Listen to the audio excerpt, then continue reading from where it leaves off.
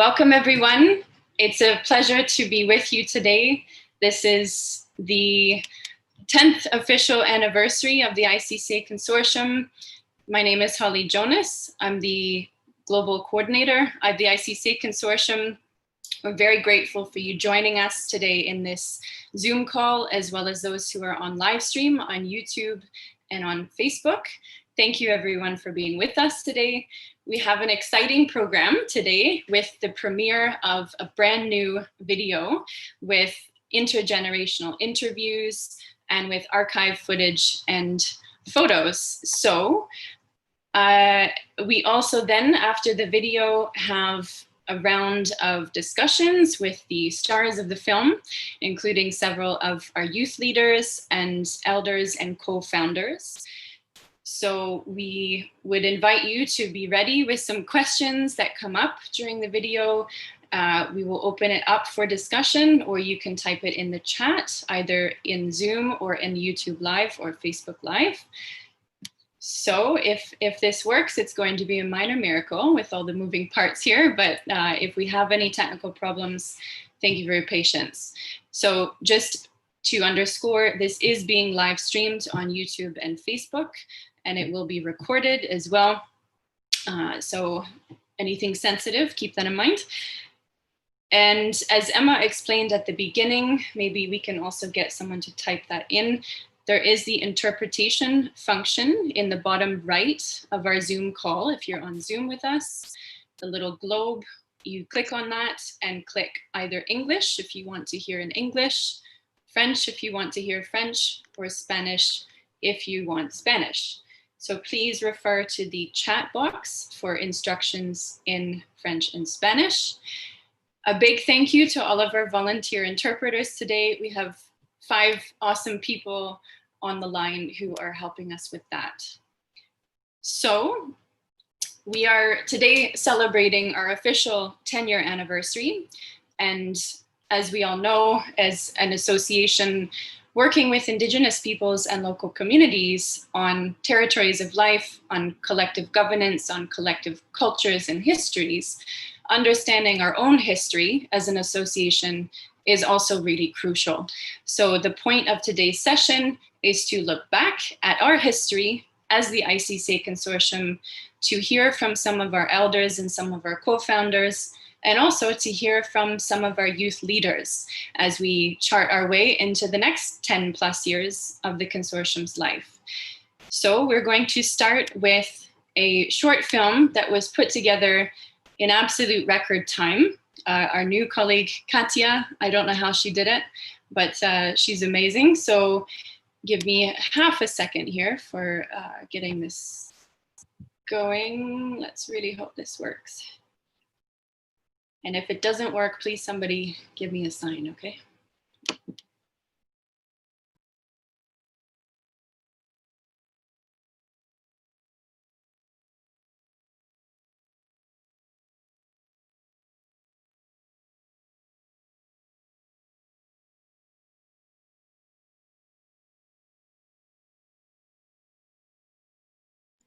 Okay, 1 second, no sound, I am aware. First technical difficulty, just give me 1 second, everyone. Okay, hold on.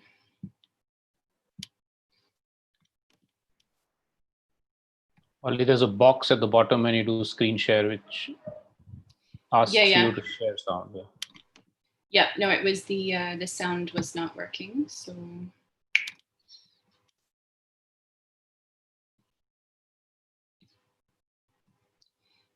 Hold on, sorry guys.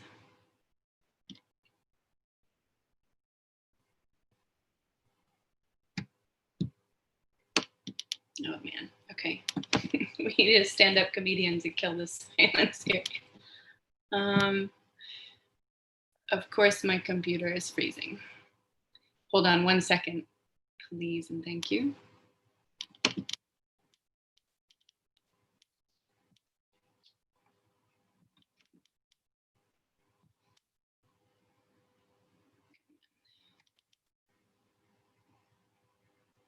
Okay.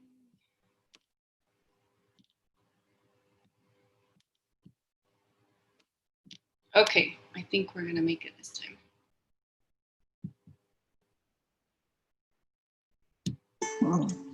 Le consortium est pour moi une communauté mondiale où les droits et responsabilités des communautés locales et autochtones liés à la nature et en particulier dans leur territoire de vie. It's an organization made up of people, of powerful individuals who work with one another with integrity. C'est une grande famille qui représente vraiment et qui illustre cette unité dans la diversité. An unfailing respect and belief in the rights of indigenous peoples as the stewards of Mother Earth. La esencia de los pueblos originarios, ¿no? De la conciencia de los territorios, de la cultura, de proteger los territorios de vida.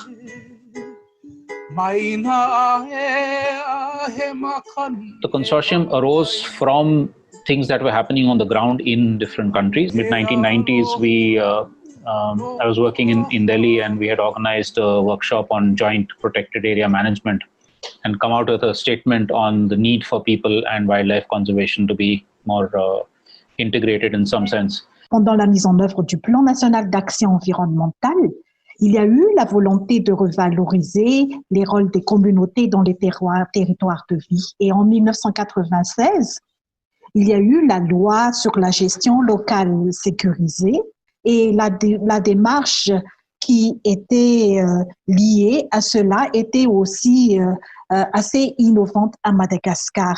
Later on, I got invited in the World Parks Congress in Durban, South Africa in 2003. John de la Simbang, one of the founders of the ICCA movement, organized a workshop of indigenous peoples and people are concerned with protected areas. And we established a collaborative management working group in Chiang Mai. El concepto territorio indígena de conservación nace en el segundo Congreso Latinoamericano de Áreas Protegidas que se hizo en Bariloche en el año 2007. Y los protagonistas de este gran avance, de este gran paso que marcó un nuevo hito en el derecho indígena, fue protagonizado por lo que en ese momento se llamaba la Red de Pueblos Indígenas y Áreas Protegidas. There was some form of recognition of the indigenous people's contribution to conservation, but this was merely a token. This was mentioned because it sounded right, it sounded romantic, but was never taken seriously. It was treated as folklore, devoid of empirical value. In most publications, it was a box that had the good pictures. The major conservation organization did not pay enough attention to this phenomenon. And in fact, they paid much more attention to top-down ways of doing so-called conservation. What was needed was to have a network of people from all over the world, as much as possible, related very closely and directly with nature. The 2008 World Conservation Congress kind of solidified that kind of shift, and then brought to us the recognition that something like the consortium was very badly needed. Cuando llegamos a Barcelona, nos encontramos con otro movimiento social muy fuerte que se venía generando, sobre todo en Asia y en África, que era la de las ICCA. Y nos dimos cuenta que estábamos discutiendo ante todo el mundo la conservación desde una misma base de derechos, desde una misma intencionalidad, desde una misma aspiración de ser pleno protagonista en la administración y el control de nuestros territorios. We realized that if we are to succeed as a movement, we had to have some form of formality. After formulating the roadmap, then we agreed to come up with, to establish a legal entity and register the ICCA Consortium in Switzerland. And after that, ICCA Consortium was established officially as an international association. And we as Senesto, and God bless Dr. Farbar as the president of the consortium, I think did remarkable actions for the higher promotion and recognition of ICCs at all levels, national, regional, international, and local levels.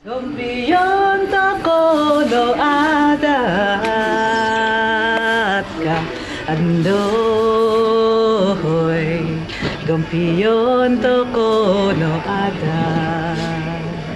Andoy, tuadat na ko posiyo. I think very close working relationship with Dr. Farvar and his high intelligence, energy, and sense of humor is among my favorite memories, which I think will last it for me forever. So very innovative, very always coming up with new things, being completely unconventional even in formal meetings and so on. And I think that energy that he brought into the ICCA Consortium in the founding of it and then the running of it was fantastic. And we, of course, miss him dearly. IUCN had just kicked me out because I was a bit too successful for the kind of political outlook that the organization wanted to have.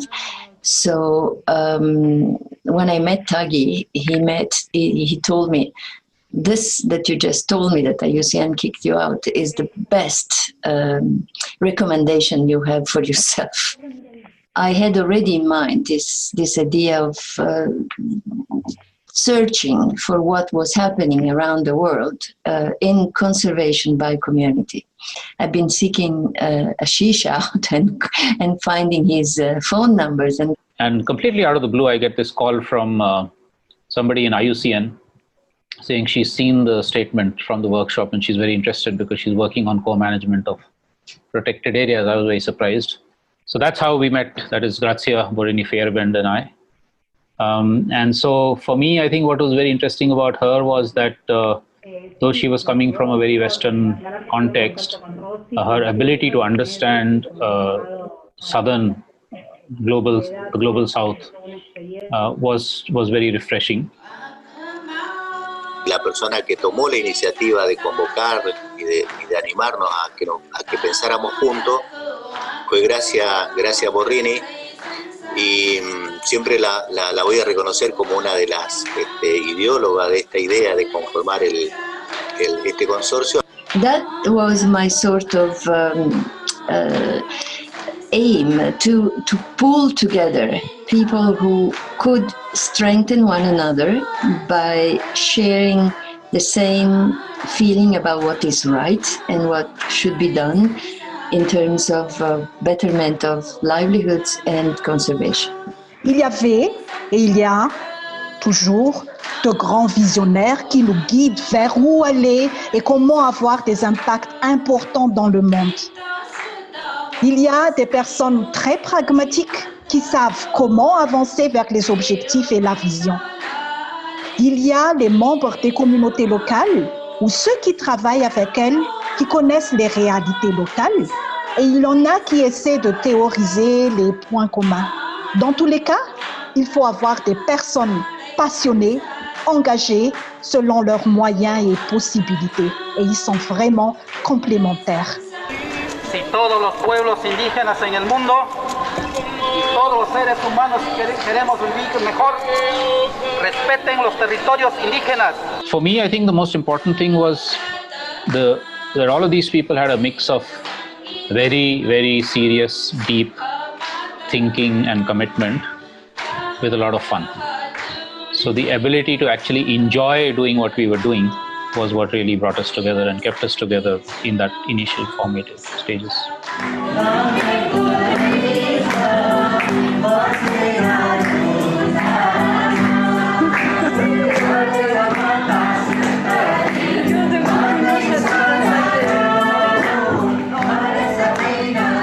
The main achievement has been to encapsulate the meaning of this concept of territories of life and show the beauty of it and the reality and the truthfulness of it. I like the way that the consortium is localizing things right now, localizing movements, starting big globally, but also looking at growing the movement's roots, where it should be going, the communities. To me, ICCA Consortium is unique in arguing for not just inclusive conservation, but community-led conservation. and conservation defined in a very broad way to include livelihoods, to include human rights, to include cultural diversity and rights and so on. Which is moving towards a more democratized idea of conservation. El consorcio ha ido consiguiendo generar política, promover buenas prácticas, mostrar ejemplos de cómo los pueblos indígenas pueden ser los principales conservadores, pero necesitamos que todo eso tenga mayor incentivo en cuanto a destinar mayores presupuestos para esa política.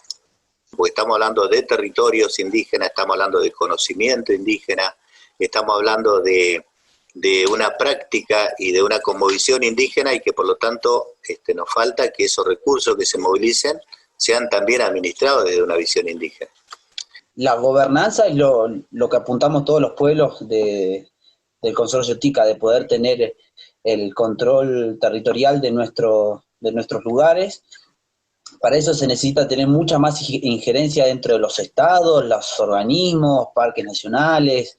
We could push for a shift in that towards, as I said, more inclusive conservation, towards more recognition of basic collective human rights, even as we continue to respect nature and other species and so on.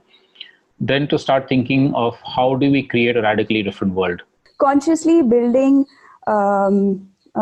building dialogues around gender justice and how social justice is not separate from ecological justice. I think this vision is very important to engage youth people to join us, just to look everything in this multi-layer mode.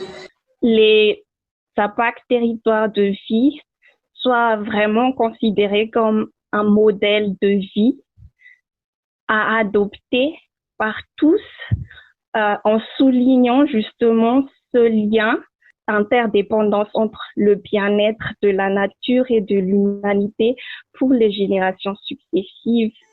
A través de la sabiduría y del conocimiento que tienen nuestras cosmovisiones, nuestra identidad, nuestra cultura, que ha sido sabia, que logró mantener una relación por miles de años, hasta que en estos últimos siglo y medio, el hombre tuvo la capacidad de romperlo todo. Lo que nosotros logramos mantener en armonía durante miles de años, en un siglo y medio este modelo lo destruyó. Entonces, para luchar contra ese modelo, tenemos que salir del individualismo, tenemos que salir del egoísmo y tenemos que volver a nuestras raíces. Como decir, si nosotros queremos proyectarnos hacia el futuro, tenemos que tomar fuerza desde nuestro pasado. Y ahí están nuestros abuelos, nuestros padres, que fueron sabios, que tuvieron un enorme cúmulo de conocimientos, que lograron interpretar a la naturaleza, que lograron interpretar cuál es la lógica de funcionamiento, cómo nosotros nos enriquecíamos humanamente y físicamente si logramos armonizar con ese orden, con esa disciplina que tenía la naturaleza, con esas normas, esas leyes que tiene la naturaleza, y que lo único que tenemos que hacer es respetarlas. Si nosotros logramos que nuestros hijos y nuestros nietos adquieran esa sabiduría que tuvieron nuestros padres y abuelos, creo que logramos cumplir nuestro fin acá en la tierra, ¿no?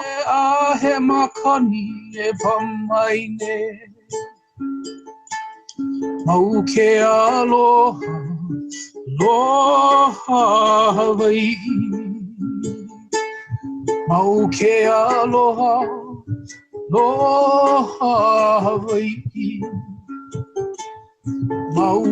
aloha, aloha.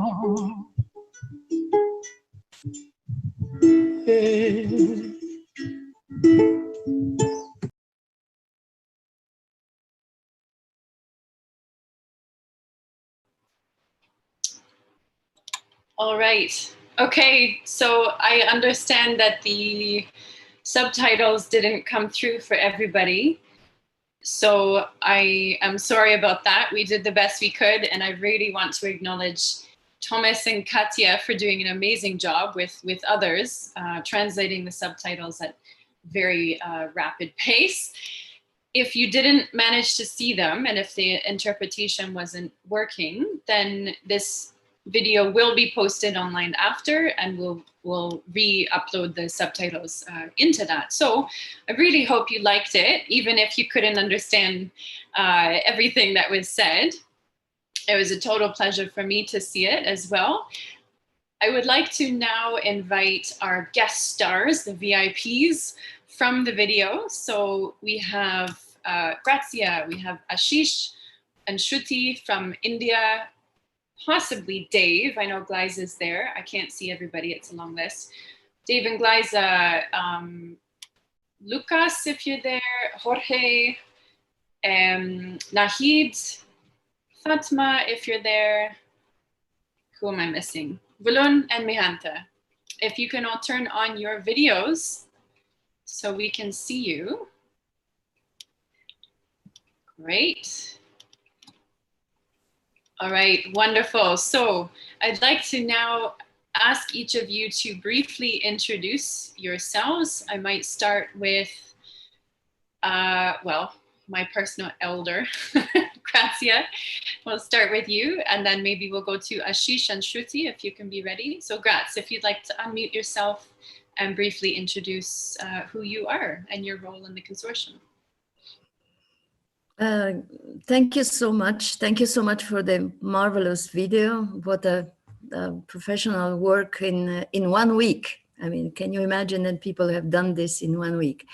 And including the interviews, I mean, for some of us. So I'm delighted to be here. This is Grazia. I've been accompanying the consortium for, now I was reflecting, in various incarnations is about 26 years. So I'm a real elder around here. Thank you. Thanks, Graz. Ashish, can I turn it to you? Thanks, Holly. Congratulations, Katia. That was an amazing job in such a short time. So yeah, like Grazia, I think I've also been around, I don't know, a few generations, 1990s onwards. I'm Ashish Kothari. I work with an organization called Kalpavriksha based in India, and also with the Global Tapestry of Alternatives, working on trying to bring together radical alternatives around the world. Thanks. And it's fantastic to see lots of familiar faces and some not so familiar ones. Thank you, Ashish. Shruti, I'll turn it to you, and then maybe Nahid. Be ready to be next. Everyone, that was a really moving movie. It's wonderful what was done in like just such a short period of time. I'm Shruti. I work in the same organization that Ashish comes from, Kalpavriksha in India. Been working there for the past 5 years and looking particularly at community conservation. Thank you. Thanks, Shruti. Nahid, would you like to go next? And then I'll turn to Dave and then Glyza. Nahid? Yes. Hello, everybody. It is great to see all of you and to be with you here. It's a big pleasure for me. Thanks for the amazing and great movie. It recalled me lots of memories during my 25 working years with Dr. Farvar, our leader. Today, I really miss him more than ever. And I'm really happy that I'm here and see you again. This is Nahid from Senesta, from Iran, one of the ICCA Consortium founder organizations, and just that. I cannot say anything more. Thank you so much, Nahid. And Nahid's intergenerational partner in the interview, Fatma, unfortunately couldn't join today, but she is a young Qashqai woman and also has worked with Senesta doing filmmaking, and was very close with Ghanimat and Taghi as well. So she's also in our hearts. And now I'll maybe shift over to the Philippines. So Dave and then Glyza. Dave, go to you. Hello.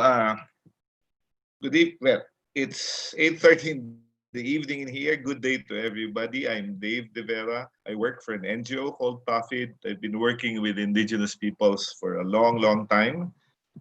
That's why I'm an elder.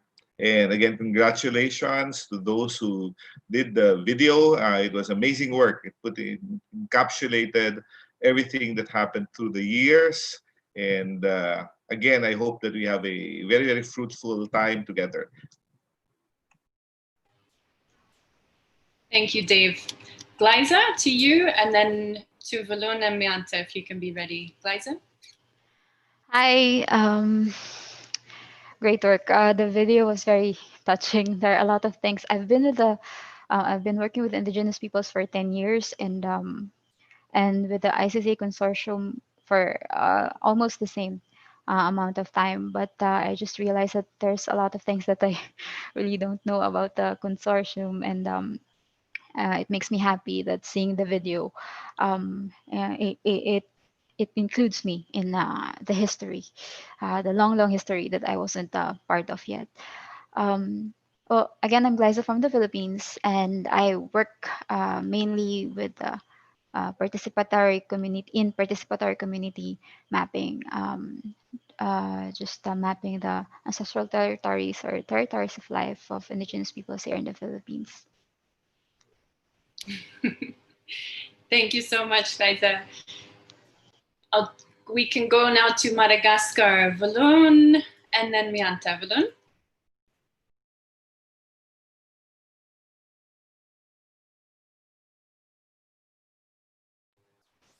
Hopefully she's there. She needs to unmute, Valun. Yeah, we're trying here. Valun, I'm trying to unmute you. Yeah, there we go. Good. Yeah, sorry. Je vais parler en français. Donc, bonjour. Merci pour cette merveilleuse rencontre. Je suis Lou de Madagascar. Je suis conseillère stratégique d'un réseau de communautés locales et d'un réseau de praticiens et d'académiciens, respectivement appelés Tafumbiav et Fanung Madagascar. Je ne suis pas que ça, j'ai connu Gracia il y a 22 ans et j'ai travaillé avec les communautés locales depuis 25 ans. Merci.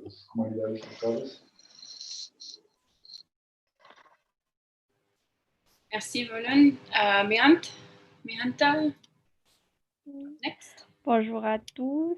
Je suis Miante et je travaille avec le réseau des communautés locales appelé Tafnia à Madagascar, avec qui je travaille depuis environ 7 ans.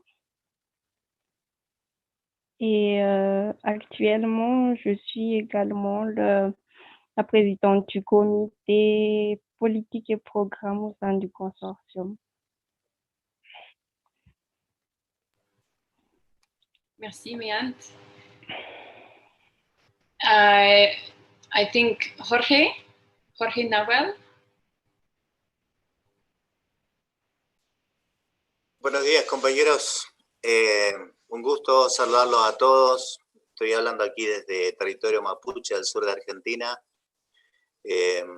Feliz de estar celebrando 10 años de vida de este consorcio, que es un arma tan importante, tan poderosa para nuestras luchas territoriales y para la necesidad urgente de ir creando lazos, de ir creando comunicación, de ir estableciendo alianzas ante poderes tan impunes que tenemos al frente. Un abrazo particular para Gracia, que hace mucho que no la veo y siempre guardamos mucho cariño hacia ella. Y bueno, y no perder la fuerza. Hay mucho para hacer. Si pudiera, el trabajo que hicieron las compañeras es maravilloso, de haber sintetizado tanto, pero faltaron un montón de protagonistas de toda esta lucha tan intensa de 10 años. Vamos a celebrar seguramente muchos años más y vamos a tener oportunidad de conocer cada una de las luchas que ustedes protagonizan. Todo mi respeto, todo mi cariño para ustedes y mucha fuerza en sus territorios por el trabajo. Mi peñi Lucas Quintupuray, que también es, como yo, autoridad de la Confederación Mapuche, no ha logrado conexión, está muy en la cordillera, está nevando mucho en este tiempo y por lo tanto no lo veo conectado, por si por ahí está en la lista de oradores. Así que mucha fuerza, no aflojen y seguimos comunicados y unidos.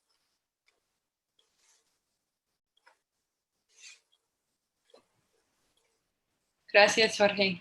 So, unfortunately, Lucas could not connect as far as I know. I can't find him in the list, but he was wonderful in helping us with the intergenerational interview in between snowstorms and so on in the Mapuche territory. So a really huge thanks to all of you from the film. You responded really wonderfully, I think, to all of the interview questions. There were so many more questions that we did discuss in the interviews that we couldn't include in the film because some of our conversations went 2+ hours. Grazia, looking at you. And Katia did an amazing job condensing everything and weaving together videos, old footage, and so on. So before we open up to some questions, I'd like to ask Katia, if your connection's okay, Katia, if you'd like to say hello and maybe explain from your perspective what it was like as a brand new member of our team to go through this process of collating our history, or some of our history. So Katia, if you're there. Yes, voy a hablar en castellano. Bueno, muchas gracias en realidad por darme la oportunidad de hacer este video, por también darme la oportunidad de ser parte del equipo del Consorcio TICCA. La verdad es que ha sido muy lindo poder escuchar los testimonios de todos, de todas, de saber la historia a través, y saber sobre todo que, como dijo Grazia, ¿no? La historia, si bien el registro del Consorcio TICCA fue en el 2008, viene desde más atrás, ¿no?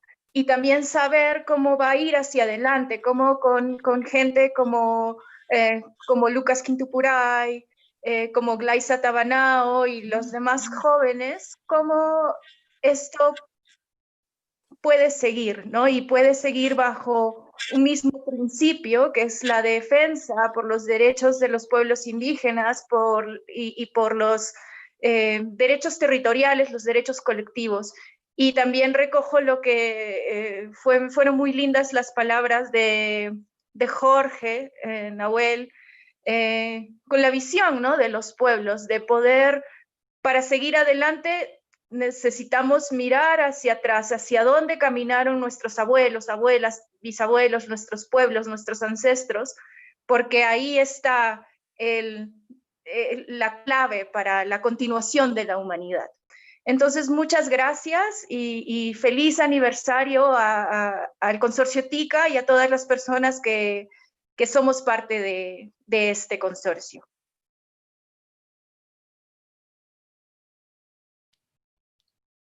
Gracias, Katia. And for those who don't know, Katia and Arju, who's handling the live stream, just joined us less than 2 weeks ago, and they are doing a phenomenal job. They jumped right into the deep end with us, helping organize these events. So a huge props to Katia and Arju for joining us with such energy and enthusiasm.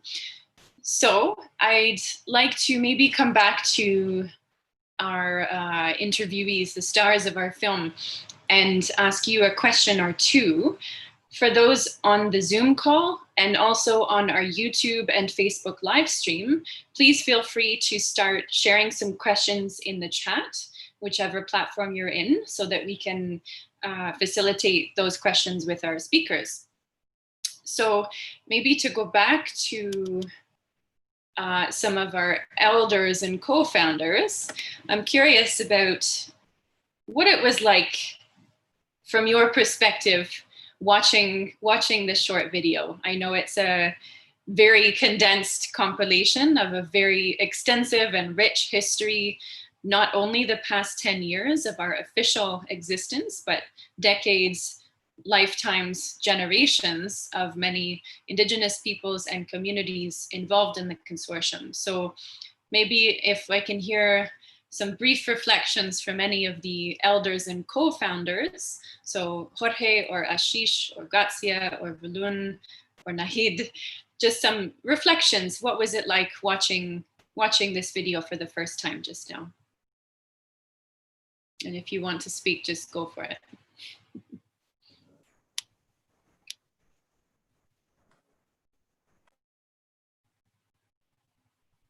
Nahid?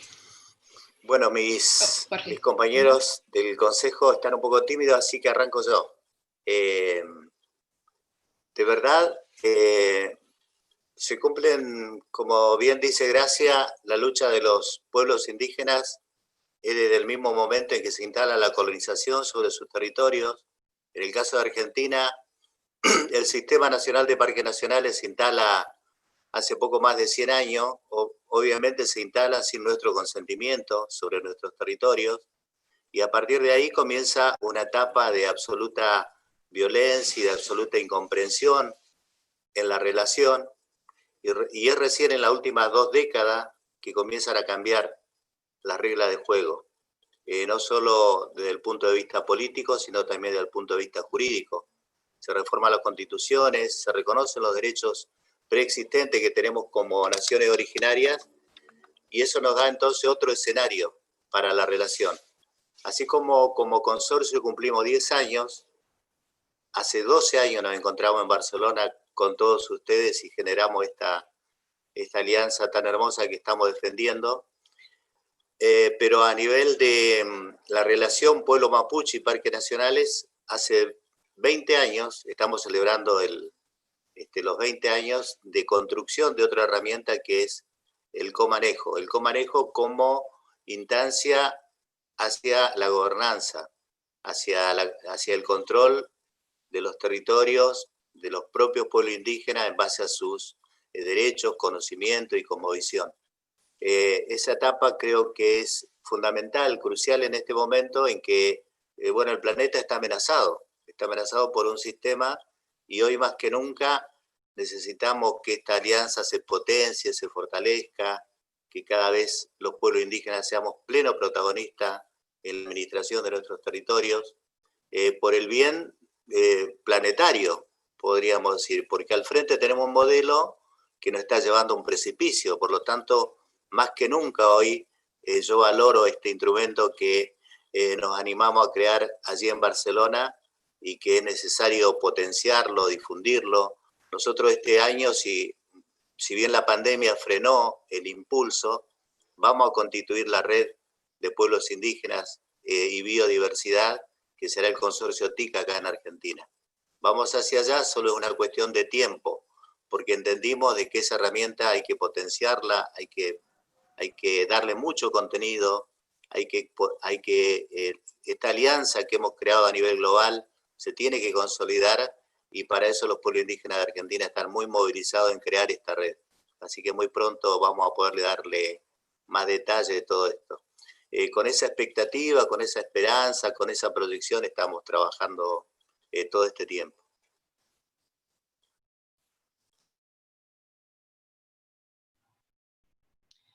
Gracias, Jorge. So maybe if I can ask Ashish to speak about this, either your reflections on seeing this video and or speak to what Jorge just said and or the broader system side of things. Yeah.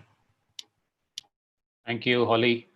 Well, I think like everybody else who's been around since the beginning, this video would have has given me, of course, lots and lots of fond memories, reminiscences, some things I'd forgotten coming back. Many people that I've been fortunate enough and I've learned from, seeing glimpses of their faces and dancing and singing and so on. And of course, many that are also missing. And of course, I don't know, maybe the sort of celebration, but also sadness of some that have passed on. I think what it also brings to me in this 10th anniversary of the consortium itself is the fact that if there is a what should I say? If there's a collective belief in something, however difficult it might be, and however old a convention we are trying to change, the top-down exclusionary conservation model that everybody around the world was practicing, that collective resolve can actually create dramatic transformations and shifts. And the fact that it was done in 10, 15 years is actually quite amazing. So I think it's a collective tribute to this entire set of hundreds of people. I was also very happy to see something that a lot of networks and organizations don't manage to do, which is to create or inspire a new generation of people to take over. So often, once the founders are gone, the network or the organization collapses. Very clearly, we see that that's not happening and not going to happen with the consortium. So all power to all of you who are below 35. Many of us, I guess, by mental age might still be there, but physically we are getting along. So yeah, I mean, I think, I don't know, I'm very moved, so it's very difficult to actually say much more. Maybe I should also at this stage acknowledge that from the almost the beginning of our own journey to community conserved areas and then ICCAs and so on in India, Nima has been a very close colleague. So, and I think she's on the call. So just to acknowledge her presence also, though she wasn't in the films, I think she was in 1 or 2 photographs, but I wanted to acknowledge that because for the last 30 years, she's been also a very important part of this. Thank you. Thank you, Ashish. And that's a good point in that there are so many people who were part of the founding of the ICCA Consortium, who were part of movements that led to the ICCA Consortium over many, many years, who obviously we didn't get a chance to speak with in this short time frame of doing these interviews in the video. So it's definitely not to say that those who were not in this were not part of it. There's so many others on this call and watching on YouTube or Facebook who were also involved. And we really want to acknowledge everyone who contributed in any way to this organization and the growing movement. And we're getting some questions coming in, which is great. I'd like to, yeah, go ahead, yeah. I think all the people who have said things up to now are right on spot. There's so many individuals, so many faces, so many organizations in different countries is really what comes back to me through that little keyhole look at what we have lived together in the last several decades, actually. There is also the feeling of thanks for the next generation being willing and being so beautifully taking the task, because especially doing it during this year, the year of COVID, is an Among Us happening. And so thank you, Holly, thank you, Secretariat of the Consortium. This is more than I could have ever dreamt. But I also would like to go back to what Jorge Nahuel has said, because I think that he rightly put the emphasis on issues of governance by indigenous communities and indigenous peoples and local communities in their traditional institutional settings.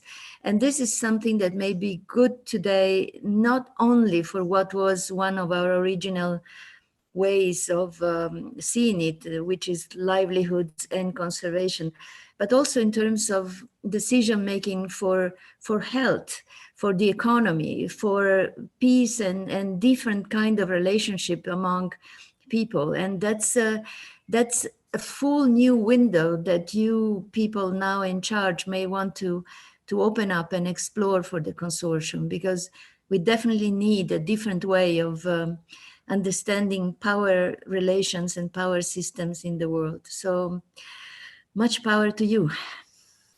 Thanks. No pressure, right? Yeah. None whatsoever. Thanks, Gretz. So maybe if I can ask any of our wonderful youth leaders who were also part of these interviews. So we had, unfortunately, Lucas and Fatma couldn't join us today.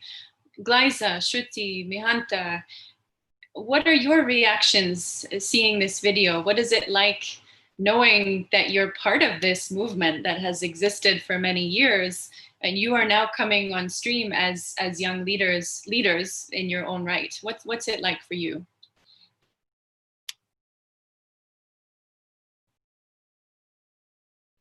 Anyone, go for it. Oh, hi. Seeing the video made me realize that I'm really part of something that's bigger than what I know here in the Philippines. I previously I just thought that I could just do whatever I can, do everything well on ground, and then that's it. I'm not really realizing or taking into heart what I am contributing in a very large movement. So now it's just a big realization that the small things that we do on ground aren't really small. You know, it's a part of a really big ocean that keeps everyone alive. Thanks for that. Oh, it's a really nice point, guys. Shruti, Mihant, any thoughts from you? So I've been fortunate to have heard Nima and Ashish give anecdotes of what has happened in ICCA Consortium over the years.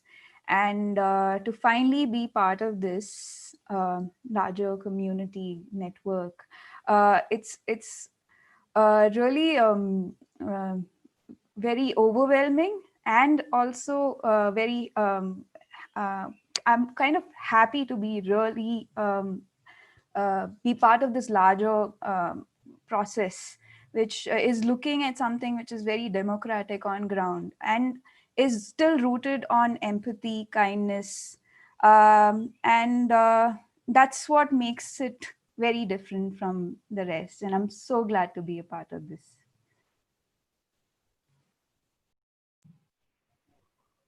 Thanks, Shruti. Yeah, go ahead, Miant. Yep. Oui, c'est vraiment super d'avoir vu et de connaître l'histoire du consortium, d'où est-ce qu'on est parti et où est-ce qu'on en est maintenant. Et je suis vraiment très fière d'avoir intégré le consortium APAC et de pouvoir porter ma contribution et mettre la pierre à l'édifice au moins pour les 10 prochaines années, et de pouvoir voir après comment est-ce qu'on a évolué.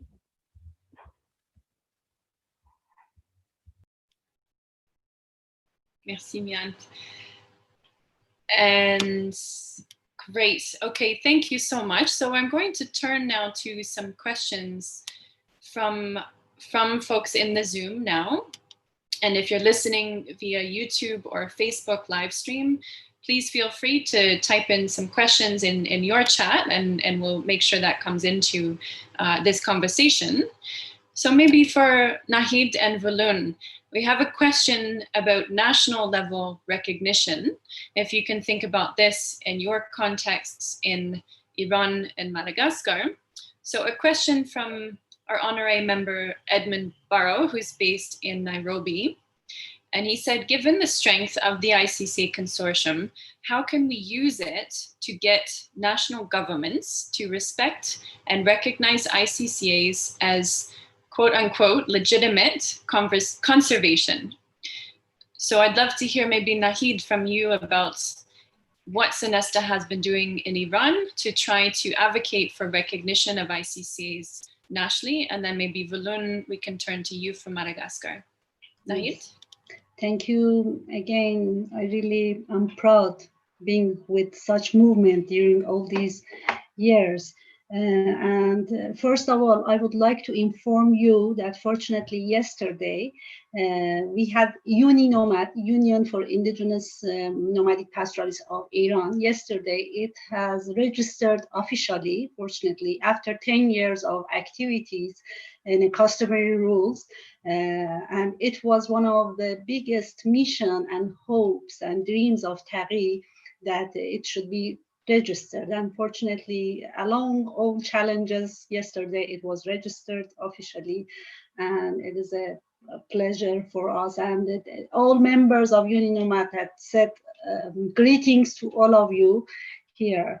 And I think in Iran, since 2 decades, in particular since establishment of ICCA Consortium, we've done a lot for recognition of ICCAs at every possible level, and we had some projects in the ground with nomadic pastoralists or with in wetland ecosystems, in forest areas, even with marine indigenous people to promote the understanding and recognition of ICCAs. And we have even some samples of registered ICCAs within nomadic pastoralist territories. And I think our biggest mission was to change the attitude and the thinking of policy makers, decision makers, to see this this movement as a process. And fortunately, after 10 years, I want to be concise, we have an article in the 6th development plan of the country for revision of the type of protected areas based on IUCN matrix. We have hope by revision of this matrix by at national level will assist, hopefully we are optimistic, will assist to recognition the governance type D that is belong to indigenous nomadic pastoralists and recognition of their territories as a new type of protected areas by themselves and by governance by those communities. And I see really this process as an evolutionary process, as a learning and growing process along indigenous peoples and local communities.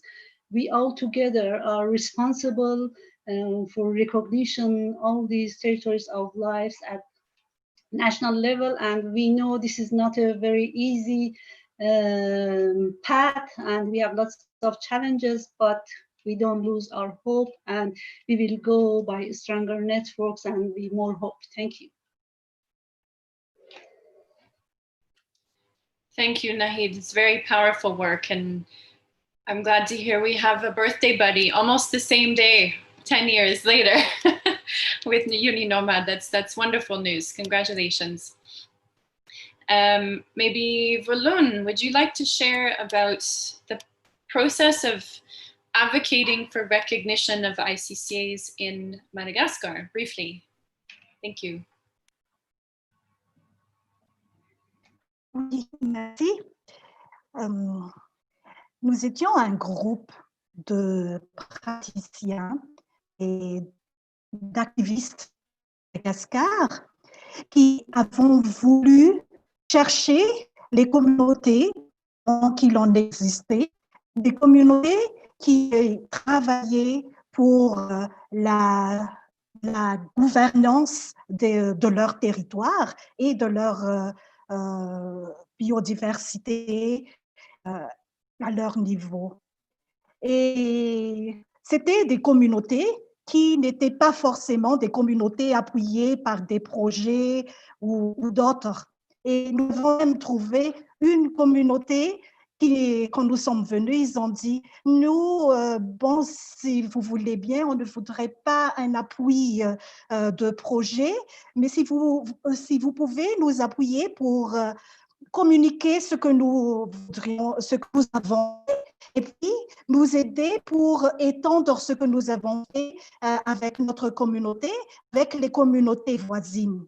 Et c'est comme ça qu'on les a appuyés pour avoir le prix de l'Équateur, et cette communauté et d'autres aussi après ont commencé à faire des communications et ont nous les avons appuyés à faire un appel à toutes les autres communautés qui voudraient bien réussir, même s'ils n'ont pas des résultats très remarquables comme ce qu'ont fait les premiers avec l'expansion de la biodiversité et puis le bien-être. Et ils ont appelé, même si vous avez des difficultés, même si on n'est pas parfait, unissons-nous dans un réseau pour pouvoir s'entraider ensemble et aussi pour pouvoir faire des plaidoyers, lobbying au niveau national. C'est comme ça que le réseau de 400 communautés, maintenant ils sont 500, a été mis en place.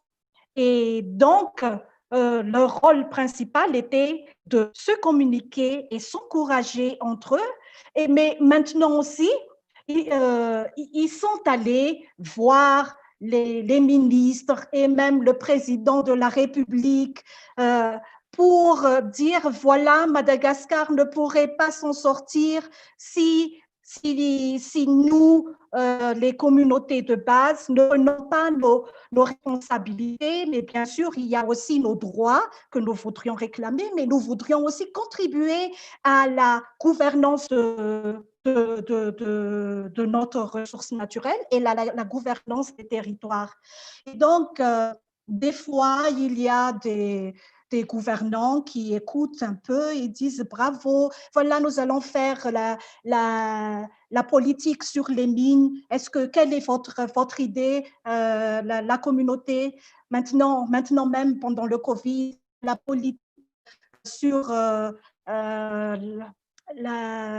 terre, comment on appelle ça? Oui, la réforme de la terre, la gestion de la terre. Et voilà, les communautés locales ont été sollicitées pour cela.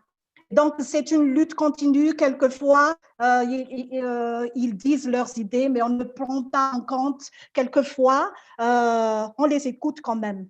Donc, pour être reconnu au niveau national, donc, c'est vraiment beaucoup de communication et de lobbying. Et aussi, maintenant, ils font alliance avec d'autres réseaux de la société civile pour avoir plus de poids.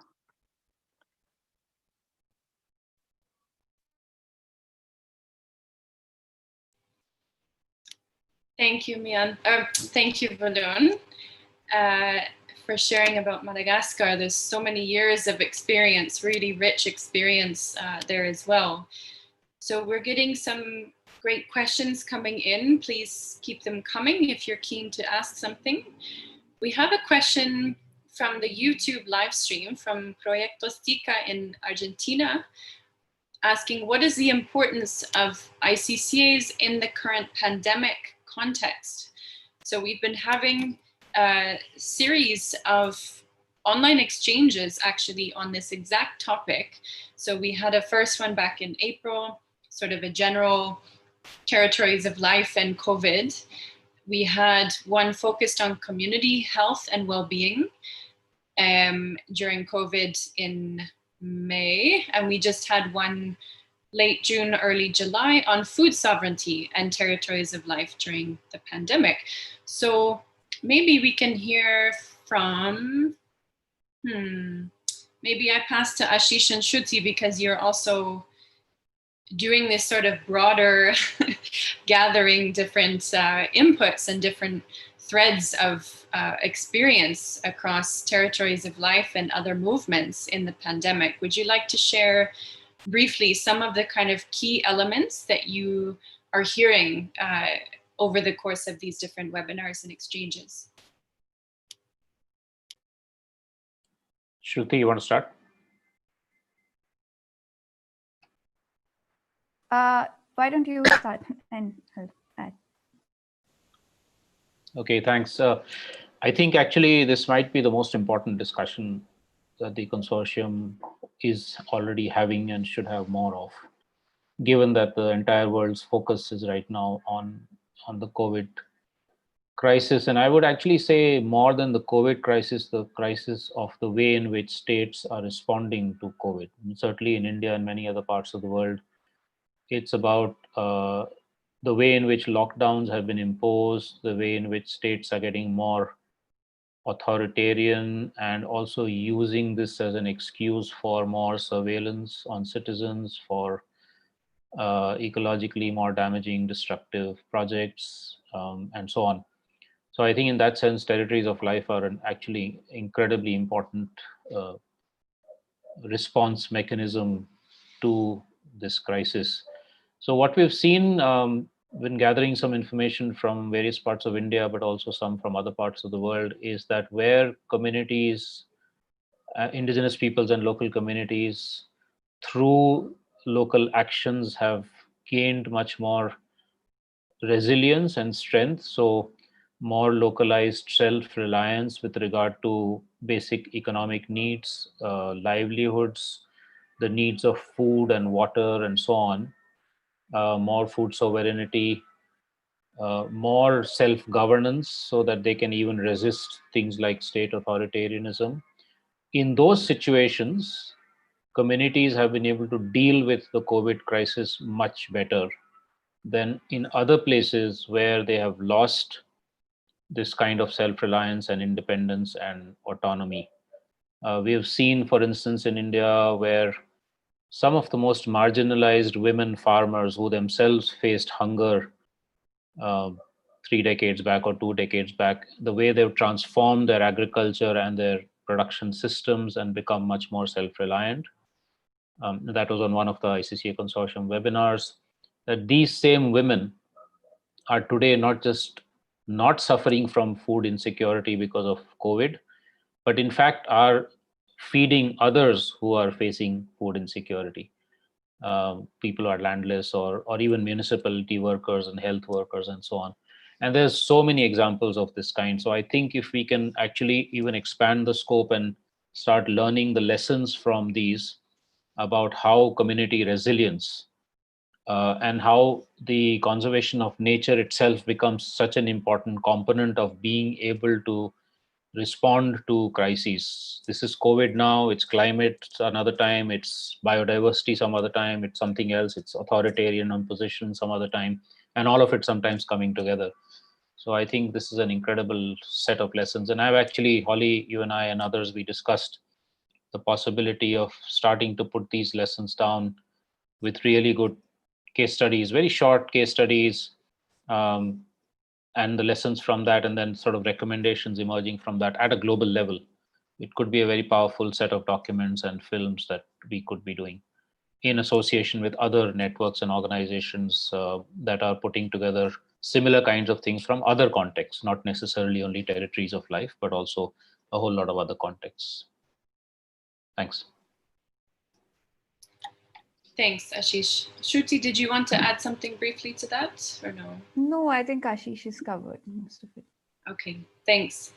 And just as a bit of a plug for a forthcoming event, so on the 23rd of July, as our third global event in our program of anniversary events, we will have sessions specifically on this topic.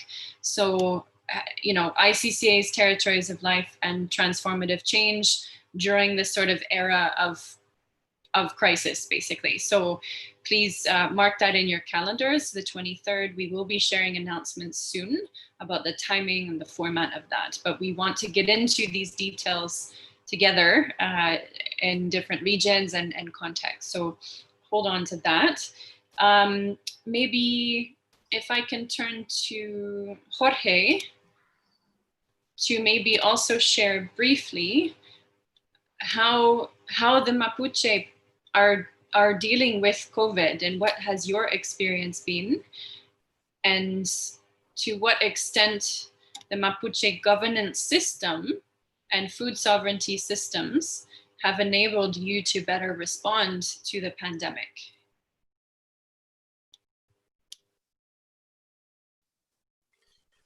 Bueno, no hay duda que el principal impacto que ha generado esta peste ha sido desde el punto de vista económico, ¿no? Porque ha ha roto de alguna manera todo el sistema que está basado fundamentalmente en la pequeña ganadería, en el uso del servicio turístico y también en la dependencia que hay de distintas tareas rurales y en algunos casos cuando están cerca de las ciudades, dependiendo también de algunas tareas públicas. Ese ha sido el principal impacto que ha generado en la población mapuche.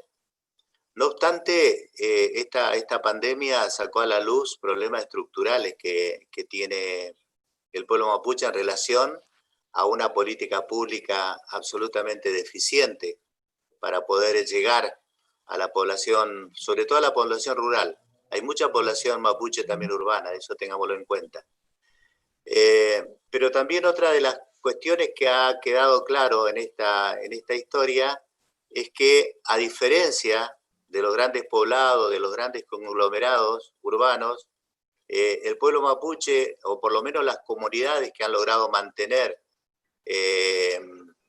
la base de su conocimiento tradicional, la base de su propia alimentación, haber logrado cierta autonomía del mercado, son los que se han potenciado y están hoy sobrellevando con mayor fortaleza la embestida de esta pandemia.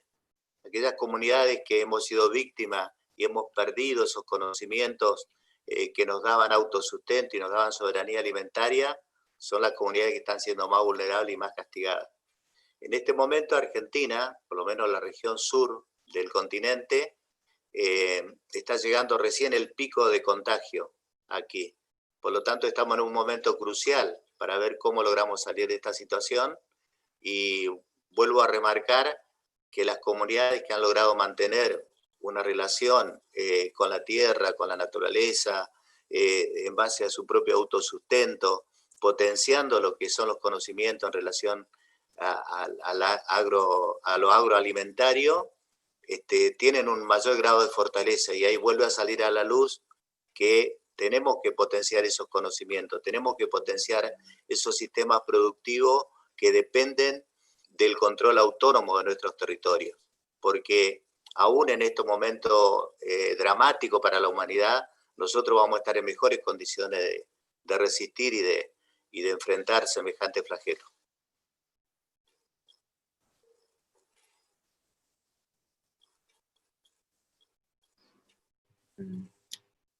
Gracias, Jorge. It's very powerful experience. Thank you for sharing.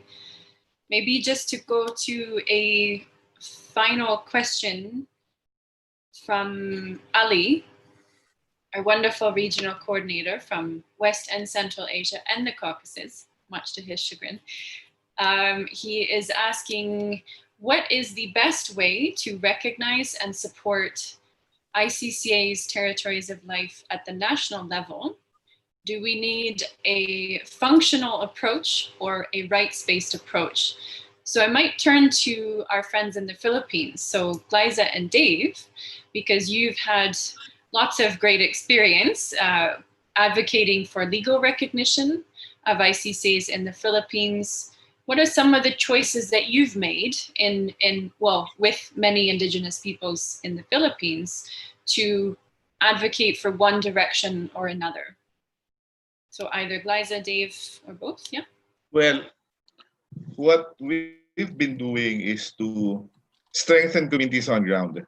A law will only be possible, positive policies will only be possible if you have enough groundswell from the ground. If you have enough communities asserting their rights, leading the way, because it won't work.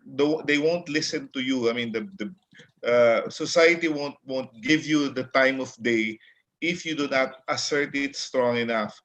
We've been able to push our politicians and policymakers because we showed them examples led by people on ground. Our examples were very clear. These were live samples. We didn't even have to debate. They knew that these were existing governance structures were asserting themselves. I know in some countries this might be a bit difficult where you have authoritarian regimes that try to suppress communities. But hey, look, we started all of this work during a dictatorship. we started organizing and pushing for rights of indigenous peoples at the darkest days of our history during the Marcos dictatorship. We didn't just raise our hands and surrender. That's why when I go out and talk to some other communities and they tell me, you don't understand, Dave, we have a very rough government, we have very, very authoritarian people. And I tell them, hey, look, I grew up during a martial law regime. We didn't roll over and die. We just kept on pushing and showing them that communities should assert. It will be tough. A lot of people will get hurt, but that's the only way that they would listen. In fact, in the Philippines right now, while we have been successful in pushing a lot of policies, dark days are coming up again. We have a very authoritarian regime that tries to push its way around communities. But again, the answer to that is to have strong communities, assertive communities, are very confident in pushing for their rights. Then working for policies, advocating for laws will follow.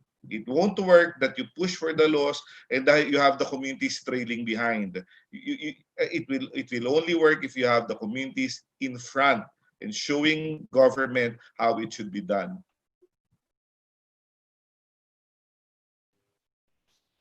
Thank you, Dave. Glyza, would you like to respond from your perspective or no? Feel free to. Yeah. I think Dave covered most of everything. I believe in the same thing as well. It is a very big the strength that we gained from the communities really pushed the ICCA movement forward in the Philippines. No, it wasn't just people like us in the NGO world that's doing everything. It's actually the communities, the people from the communities, and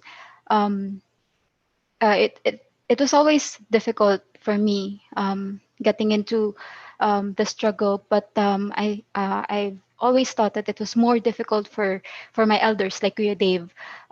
It was already easy when I got in, but relatively easy, but still difficult. So it was really important that the communities are the frontliners of the movement, people from the communities. I think that's it. Thanks. Thank you, Glyza.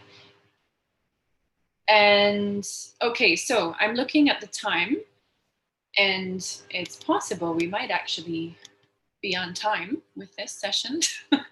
I'm also acknowledging that a lot of people have joined at various hours of the day, including quite late over here in Southeast Asia.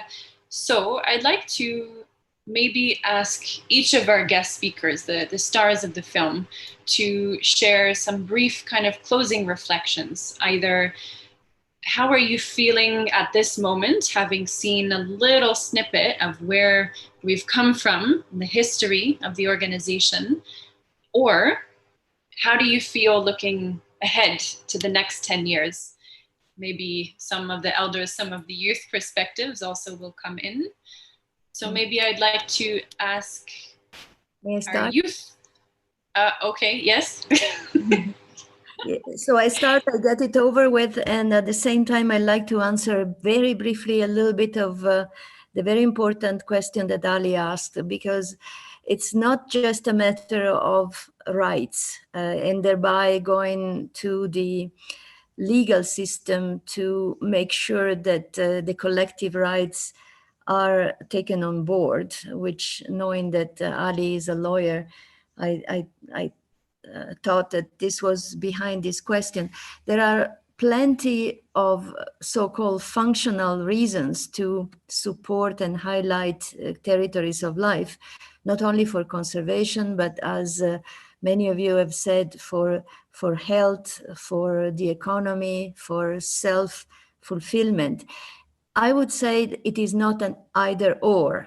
We have to pursue all of these approaches and making sure that these approaches hold hands and they become stronger, because there are some people really dedicated to a functional support of territories of life, and others dedicated to collective rights and responsibility and so on. So this was my part for the answer of the question. And as a last word, as you kindly asked, Holly, I'd like to say thanks, because it's not just thanks to the members and the organization members of the consortium. I think we also need to say thanks to some allies.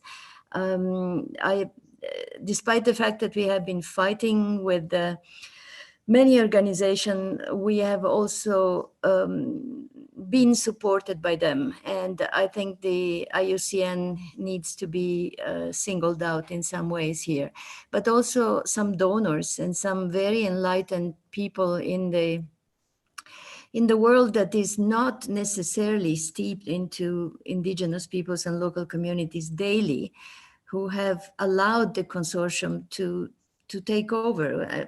It's true, we have started for many, many, many years without any support.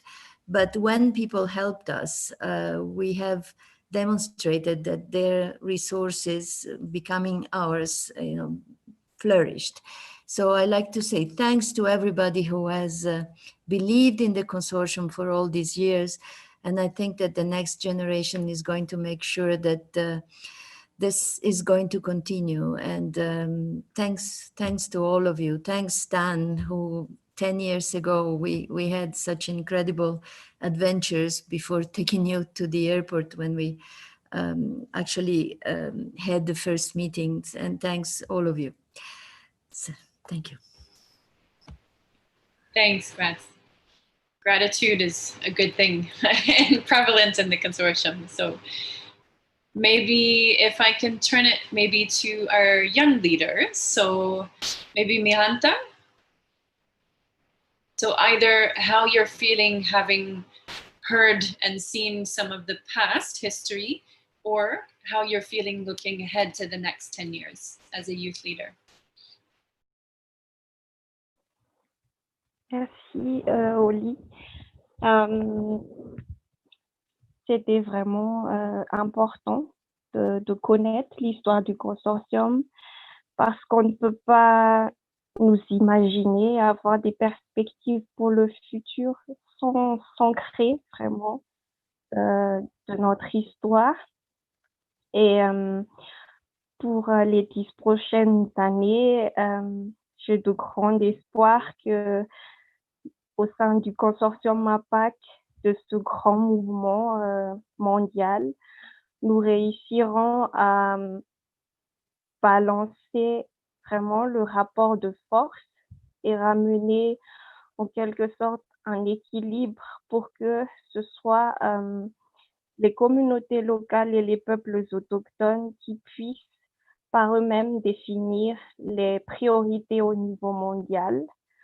Je sais que c'est un grand rêve et un grand défi qui nous attend aussi. Mais je suis sûre que ensemble nous y arriverons, et ce n'est pas une question de jeunes ou je dirais de moins jeunes, et c'est vraiment d'être ensemble, être unis parce que nous sommes tous ici pour le même combat, et ensemble avec la diversité de nos potentiels, on y arrivera.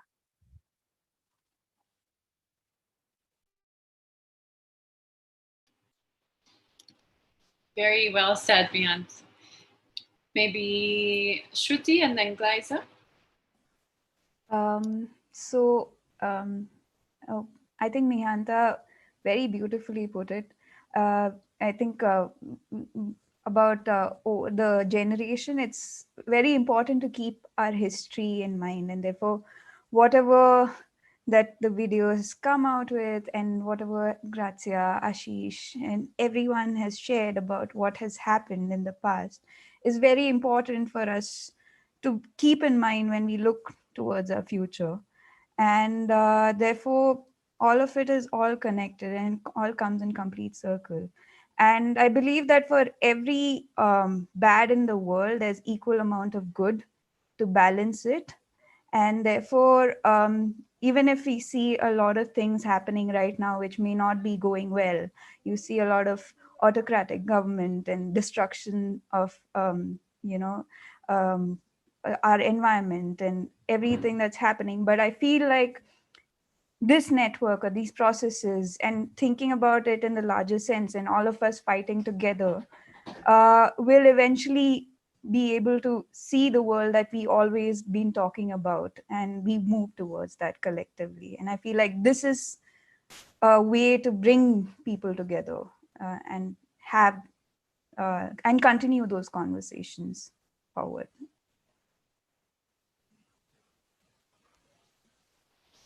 Thank you, Shruti. Very well said as well. Ashish has just messaged me saying he's got to go for another session. I might switch to him next. Liza, just hold on for a sec. Ashish, over to you. So sorry about that. Yeah, I mean, we're all living these crazy webinar schedules these days. So I don't want to repeat what all my friends have said. I think all very well said. The only thing I do want to say is that I think the challenge the ICCA Consortium and all territories of life face now is probably even more than 15 years back or 10 years back when we started. Because of the kind of, I think I don't know if capitalism is dying or not, but whatever it is in its death throes, it's actually becoming more and more vicious, as is patriarchy and state domination and so on. And we're facing the consequences of that all over the world in terms of destructive so-called development projects and fascism and so on. And unfortunately, also very large sections of populations in many countries supporting these tendencies.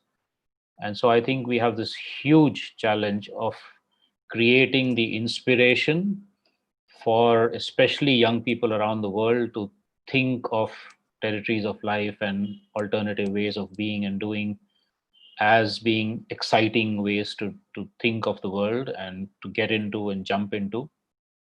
And creating stronger and stronger networks, not just within the consortium, but also the resistance movements around the world, the anti-capitalist, anti-patriarchal, anti-state movements around the world, and other radical alternatives around the world. Because without actually combining forces like this across cultures, geographies, generations, and so on, it's going to be a very, very, very difficult next few years or next few decades. But I'm always been an optimist, and I think most of the people in the consortium are optimists, and I think together we can fight this. But it does mean that we have to think even more deeply and widely about our role.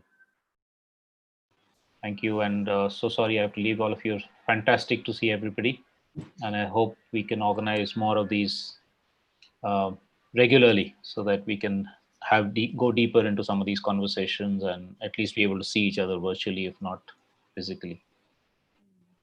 Thank you so much, Ashish. We will share more information at the end of this. See you soon.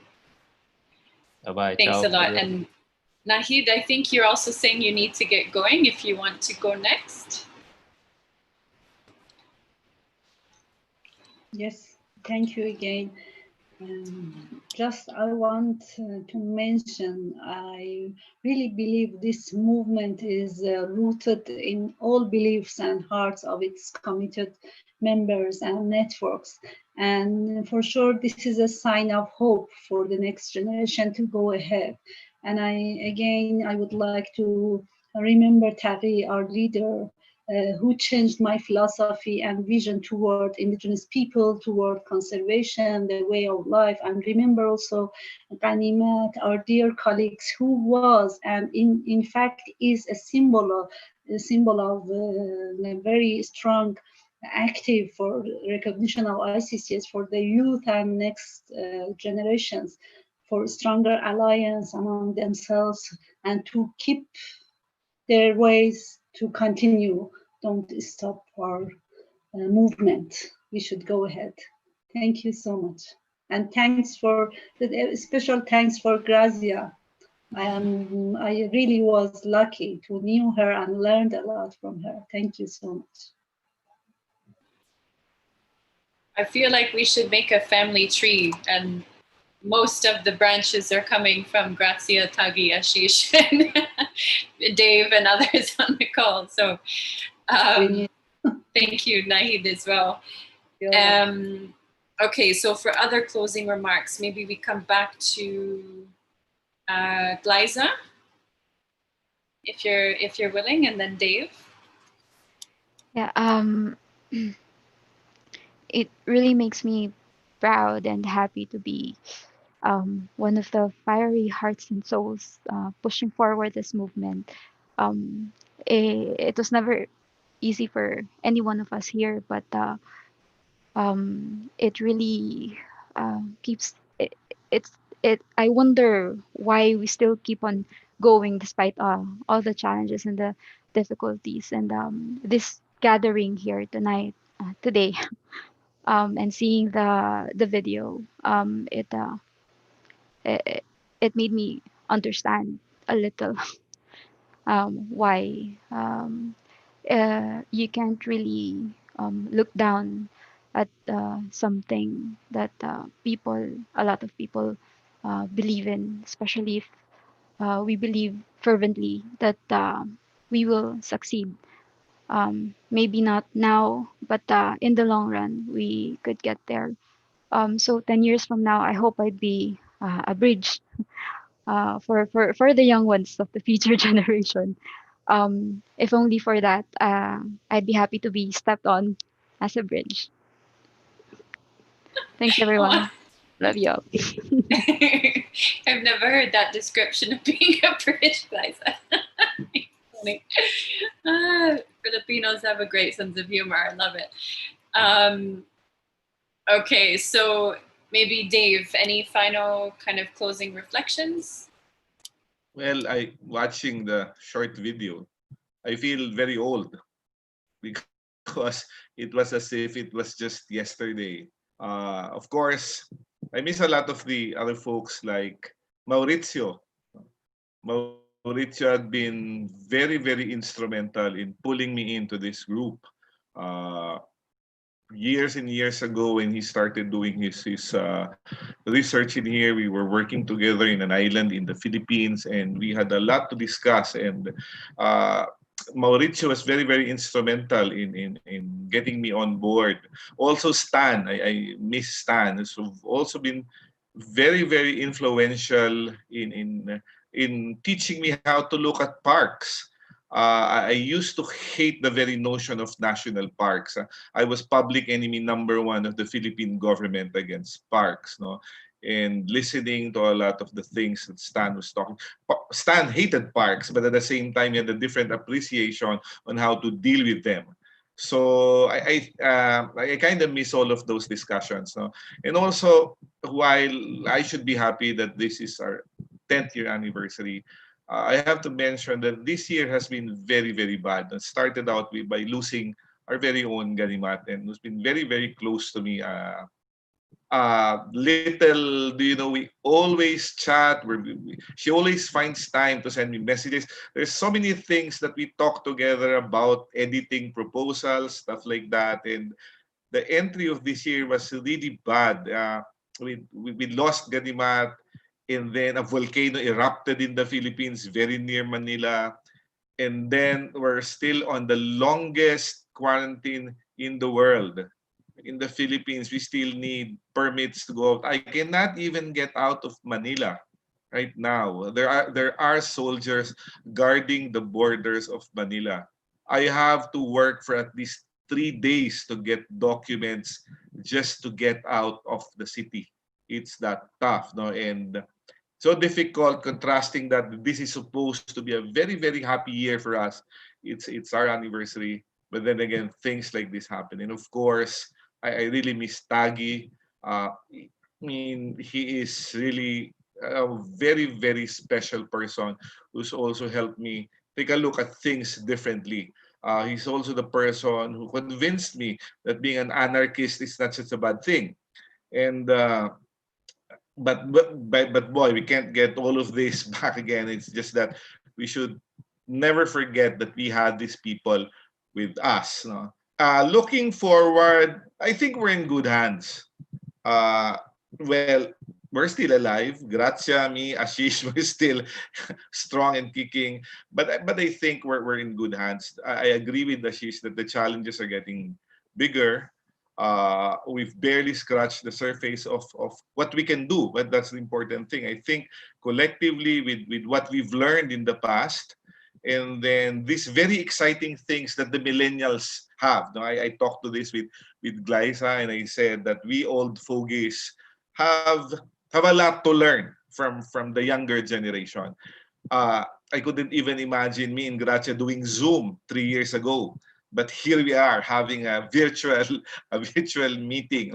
And I guess if Taggy was still with us, this would also be very exciting times for him. That guy loves technology. I mean, I can just imagine Taggy harassing us to do a lot of Zoom meetings because that guy, I mean, thinks so far ahead of his time. No? Again, I think we're in good hands while the challenges will be greater. The younger generation also has so much to contribute to us. And I just hope that with this new knowledge that they have, they utilize it using the experiences that we old folks can give. The advice that comes from experience from old folks like us. So I think we're in good hands. Thank you, Dave. Maybe over to Volun for some closing remarks, and then Jorge, and then we will wrap up. Thanks for your patience, everyone. Volun? Oui, juste pour qu'à part le mouvement mondial, au niveau local aussi, nous avons beaucoup de défis. Et l'un des moments où j'étais vraiment contente dans le consortium, c'était quand on a décidé de mettre à côté de APAC, territoire de vie, qu'on a dit APAC, territoire de vie. Et un grand défi pour les territoires de vie. C'est plus une question d'écosystème comme au début, mais c'est un système complexe avec de la nature, le système social, économique et autres. Et donc, j'aime bien ce défi que nous allons affronter les temps à venir.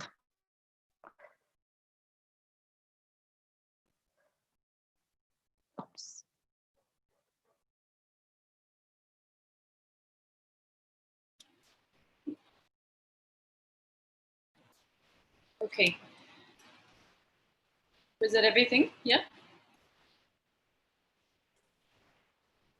Yes? Okay, sorry. It cut out for a sec, so thank you, Volun. And Jorge, maybe your closing remarks and wisdom, please. Thank you.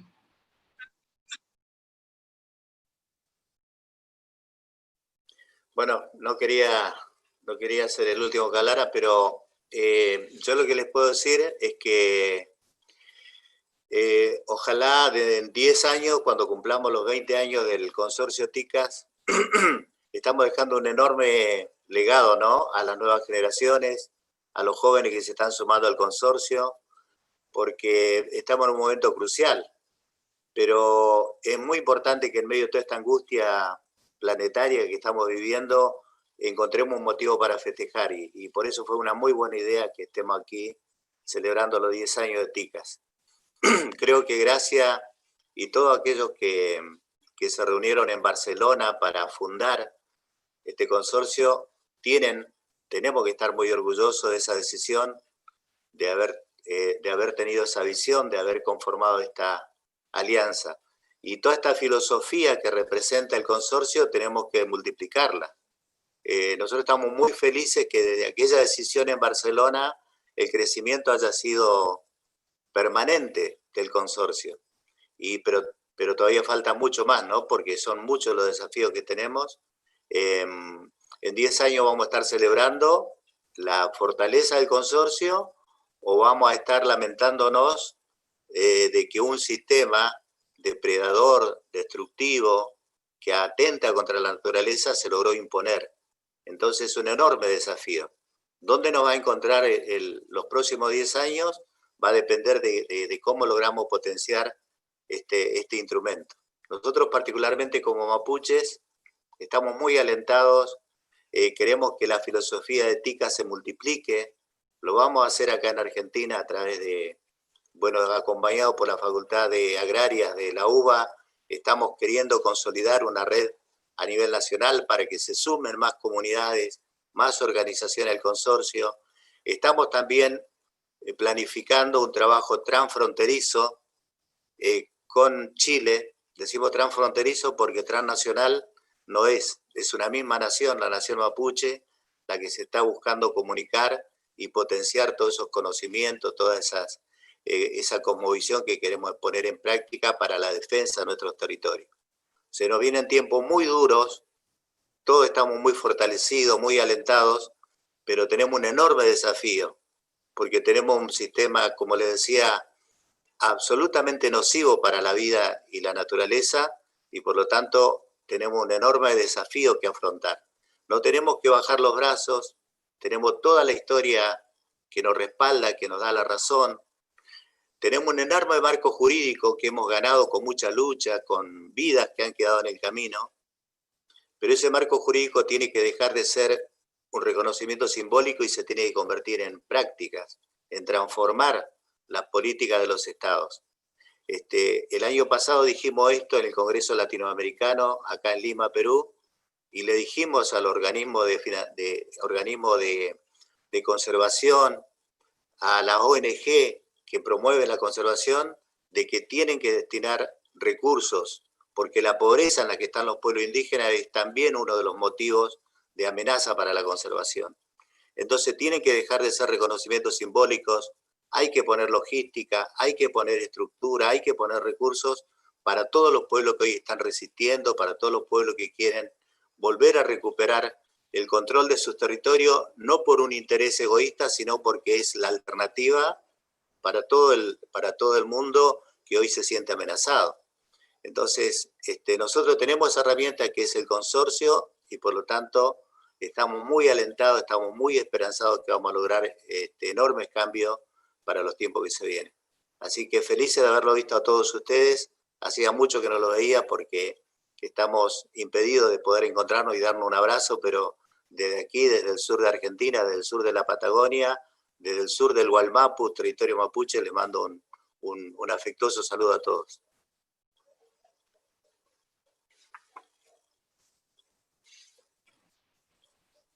Gracias, Jorge. Thank you so much. And before we really close, there's been some requests for group photos, and a few people have left, but we have most of us here. If you can turn on your video, and we've got several pages on Zoom to take photos of. But turn on your video and try and hold a smile for a few minutes. So if you want to wave and say hello, I think Arju is going to help me with this. Hopefully. Okay. Hello I need everyone. To do it, it will take 2 more seconds. Please hold your smiles. I'll also try and get some.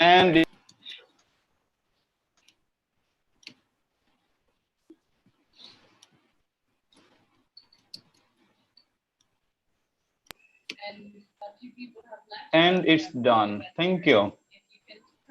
All right. And we've got several pages on here. Okay, mute yourself. I hear myself on the live stream. On your video. You, Arju, thank you. All right, everyone.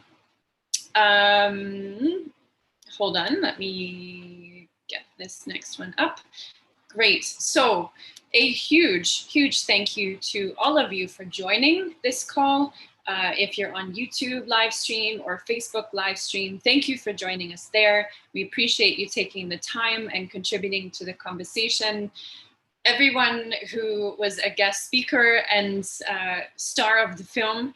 The intergenerational interviews were such a pleasure to organize with you and to watch and listen and learn, as always, from all of you. Thank you for your time and your wisdom. A huge thanks to our interpreters, so Daniela, George, Amayali, Thomas, and Emma. Many, many thanks to all of you. Totally voluntary here and sometimes very last minute requests to do this. So thank you so much. Also to Sarah, to Arju, and especially to Katya for doing a phenomenal job organizing this session, doing the film, helping us with the managing the Zoom and live streams and so on. Thank you to all of you. This is the start, really, of a process of gathering our history of the ICCA Consortium. So if you are keen to contribute to this ongoing storytelling of our history, please get in touch with me or any of us in the Global Secretariat. If you have old photos or video clips, or if you want to do an intergenerational interview with either a youth or an elder or co-founder from your country, please get in touch with us. We would love to include that as well. We will continue to develop this history. We'll put together a multimedia retrospective of the history over the next coming weeks that we hope to share at the General Assembly. So in closing, we would like to let you know about our next global event, which is this Thursday. And as many of you know all too well, this will be the 2-year anniversary, actually, of Tagi's passing. So we wanted to hold an event on that day specifically to remember him, as well as many others who we have had to say goodbye to in this form. Canimat was mentioned, of course, a very close friend. Domingo Chokche in Guatemala. It's also the 40-day anniversary since his murder, actually. And many others that we have lost from the pandemic. So we wanted a chance to come together, as Dave and others have said. This is a very difficult time for many of us around the world. Indigenous peoples and communities are facing particular challenges. So as we are celebrating certain aspects of our anniversary, we also wanted a space to come together and share in a kind of a more spiritual setting as well. So we will have a session on Thursday at 1 o'clock UTC. You can see the visual here. We will share more announcements in the membership list and social media. Please join us for that. We will have events the following week on the 23rd on systems change, transformational change. And finally, on the 31st, a global festival with lots of performances and fun things there. So thank you again to everyone who joined today. We really hope to see you in subsequent events, and wishing you all good health and prosperity in the ICCA way. So we will continue with all of these discussions, and yeah, just huge thanks again, and let's continue in our own ways. See you soon. Bye everyone. If you want to say hi, bye, please go for it. Bye.